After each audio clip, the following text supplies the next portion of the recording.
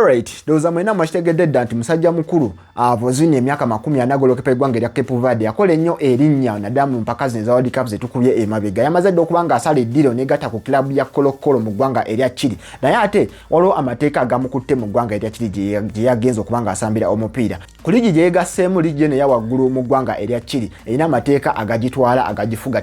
Tebakkiriza muzannyi yenna kozesa linnya lye lya nickname ku jjaze ye. Tebakikkiriza era kimenya mateeka. Kitegeeza nti Vozinha erinnya lye ya Vozinha lyakozesa yabadde ng'akozesa nga gy'asamba omupiira yonna gy'ayise naddala ne mu paka eza World Cup ku national team terigenda kuba ku jjaze ye. Agenda aba akozesa erinnya lye ettuufu erya Josmal Diaz kubanga gemanya ge amatuufu agamutuuma. Tagenda kubanga akozesa Vozinha mu ggwanga erya Chile era adi basuubira jjaze ze okubaako erinnya Vozinha naddala nga number 1 goalkeeper terigenda kulabika. Yasanyize contract ya myezi 6 saako n'okubanga bamusuubiza okubanga bajjongerako emyezi emirala 6 abe ng'aweza omwaka mulamba mu ggwanga erya Chile ku club ya Kolokolo. Tachila news liking following tamzwamu ensonga.